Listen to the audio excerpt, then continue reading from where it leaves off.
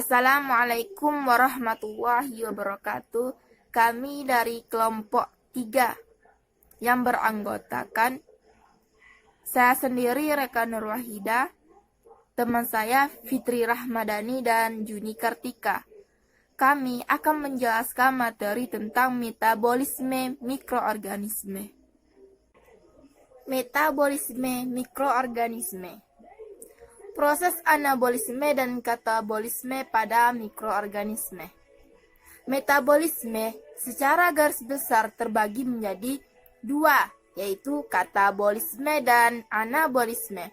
Katabolisme ini merupakan reaksi metabolisme yang bersifat mengurai senyawa kimia tertentu dan melepaskan energi selama proses berlangsung.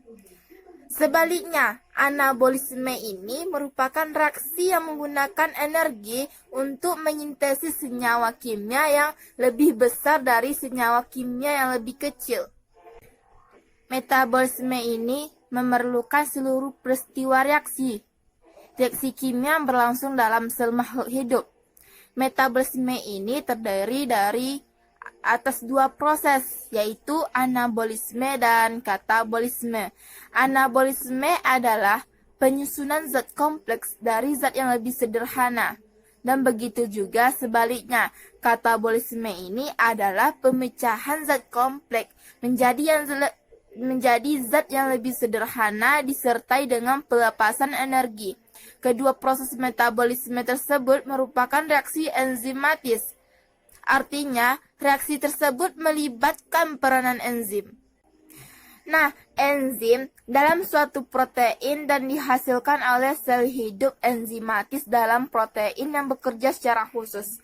Sebagai katalis atom, dapat digunakan berulang kali, rusak oleh panas tinggi, terpengaruh oleh pH, diperlukan dalam jumlah sedikit dan dapat bekerja secara bolak-balik. Enzim bekerja dalam menganalisis reaksi kimia-biokimia yang berlangsung di dalam sel itu sendiri. Baiklah, di sini saya akan menjelaskan materi yang selanjutnya, yaitu jalur-jalur metabolisme pada mikroorganisme. Setiap organisme mempunyai perbedaan jalur glikolisis yang menjadi kunci pembeda organisme tersebut. Jalur glikolisis ini dibagi menjadi 4 bagian. Yang pertama yaitu jalur EMP atau Denbene-Meyerhof-Parnas. Yang kedua yaitu jalur PP atau D-pentose fosfat. Yang ketiga yaitu jalur ED atau D-enter-Doudorov. Dan yang terakhir yaitu jalur VK atau fosfokotolase.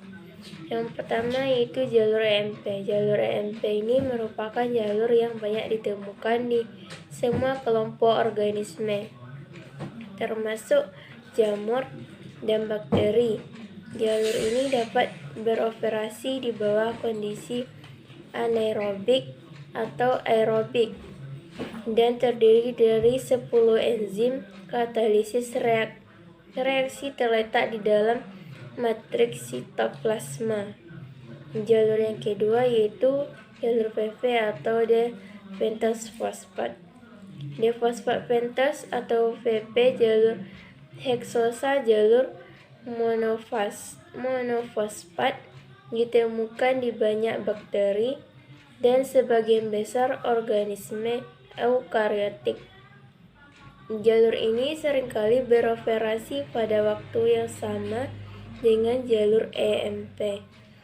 Dalam ragi misalnya 10-20% glukosa atau lebih lama selama pertumbuhan pesat yang terdegradasi melalui jalur PP dan sisanya katabolisme dari jalur EMP. Yang ketiga yaitu jalur ED atau D-enter-Doudorov. Jalur ED adalah jalur metabolisme yang relatif sedikit digunakan oleh mikroorganisme yang tidak memiliki EMP jalur. Kebanyakan bakteri gram negatif termasuk spesies Azotobacter atau Pseudomonas rhizobium Xanthomonas dan Zimonas, tetapi jarang dalam jamur. Jalur yang terakhir yaitu jalur VK atau fosfoketoles. Jalur VK atau fosfoketoles atau jalur Warburg-Dickinson, jalur metabolisme yang ditemukan di beberapa bakteri asam laktat, terutama dari spesies Lactobacillus dan Leuconostoc.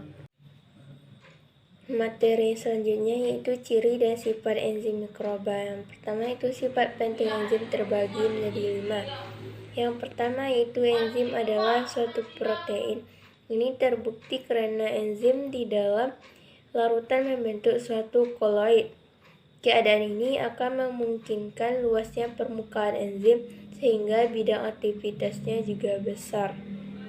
Yang kedua yaitu enzim bekerja secara khusus atau spesifik. Enzim tentunya hanya dapat mempengaruhi reaksi tertentu dan tidak dapat mempengaruhi reaksi lainnya. Yang ketiga yaitu enzim sebagai katalisator. Artinya, sebagai zat yang mampu mempercepat reaksi kimia, tetapi enzim tidak ikut bereaksi. Yang keempat itu dapat digunakan berulang kali. Enzim dapat digunakan berulang kali karena enzim tidak berubah pada saat terjadi reaksi. Dan yang terakhir yaitu rusak oleh panas. Enzim adalah suatu protein yang dapat rusak oleh panas, disebut denaturasi. Kebanyakan enzim rusak pada suhu di atas 50 derajat Celcius. Yang selanjutnya yaitu sifat-sifat enzim ada 5. Yang pertama itu enzim adalah protein. Sebagai protein, enzim memiliki sifat seperti protein yang sangat dipengaruhi oleh kondisi lingkungan seperti suhu, pH, konsentrasi substrat. Jika lingkungannya tidak sesuai, maka enzim akan rusak atau tidak dapat bekerja dengan baik. Yang kedua yaitu bekerja secara khusus atau spesifik. Setiap enzim memiliki sisi aktif yang sesuai hanya dengan satu jenis substrat. Artinya, setiap enzim hanya dapat bekerja pada suatu substrat yang cocok dengan sisi aktifnya. Yang ketiga yaitu berfungsi sebagai katalis, meningkatkan kecepatan reaksi kimia tanpa mengubah produk yang diharapkan tanpa ikut bereaksi dengan substratnya. Yang keempat yaitu diperlukan dalam jumlah sedikit. Reaksi enzimatis dalam metabolismenya hanya membutuhkan sedikit sekali enzim untuk setiap kali bereaksi. Yang terakhir yaitu bekerja bolak-balik. Enzim tidak mempengaruhi arah reaksi, sehingga dapat bekerja dua arah atau bolak-balik. Artinya, enzim dapat menguraikan substrat menjadi senyawa sederhana.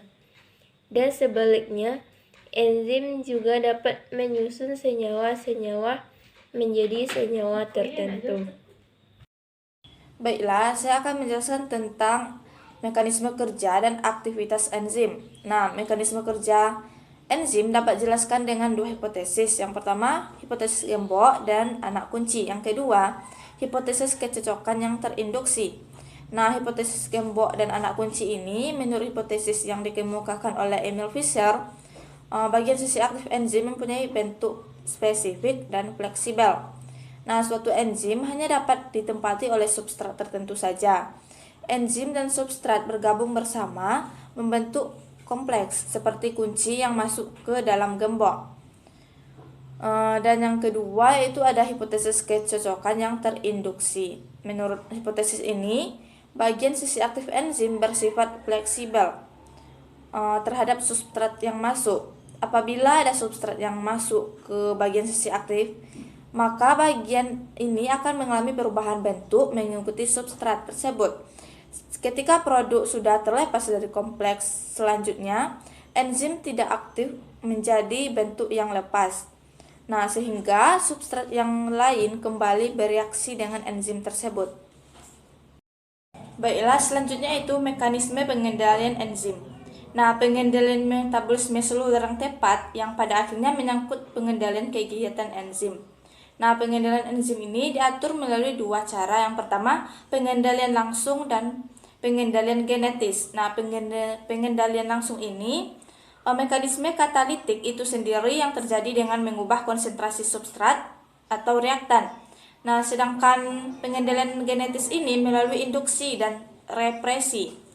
Ada berbagai macam pengendalian langsung. Yang pertama, hambatan arus listrik. Yang kedua, aktivasi prekursor. Yang ketiga, pengendalian yang berkaitan dengan energi. Dan yang keempat, sifat-sifat peningkatan enzim pengatur. Integrasi sains tentang metabolisme mikroorganisme terdapat dalam surah Al-Mulk ayat 3 dan 4. A'udzu billahi minasyaitonir rajim. Bismillahirrahmanirrahim. Alladzi khalaqa sab'a samawatin tibaqa ma tara fi khalqir rahmani min tafawut farji'il basara hal tara min futur summa rji'il basara karrataini yanqalib ilaikal basaru khasi'aw wa huwa hasir, yang artinya yang menciptakan 7 langit berlapis-lapis. Tidak akan kamu lihat sesuatu yang tidak seimbang pada ciptaan Tuhan yang Maha Pengasih. Maka lihatlah sekali lagi, adakah kamu lihat sesuatu yang cacat? Kemudian ulangi pandanganmu sekali lagi, niscaya pandanganmu akan kembali kepadamu tanpa menemukan cacat dan dalam keadaan letih. Itulah hasil diskusi kami tentang metabolisme mikroorganisme. Mohon maaf atas kesalahan dan kekurangan. Wassalamualaikum warahmatullahi wabarakatuh.